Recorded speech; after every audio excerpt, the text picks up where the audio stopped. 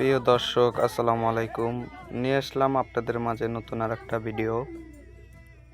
এগুলো দেখতে পাচ্ছেন আম। এগুলা আমাদের নিজেদের গাছের, পেকে গেছে, তাই আমরা পেরে ফেলেছি এবং একা একা পেকেও পড়ে নিচ্ছে। অনেকগুলাই আম আমরা পারছি। এখন আমি এর থেকে একটা আম খাবো।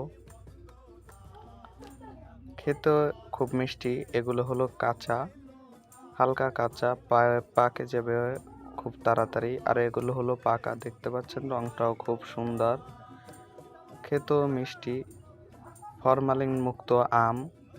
এই যে আমি একটা ছিলিয়ে খাচ্ছি, আপনাদেরও দেখাচ্ছি। যাদের যাদের আম পছন্দ তারা একটা কমেন্ট করবেন এবং আমার পেজটিকে ফলো করে দেবেন। এই আমগুলা খেতে খুব মজা।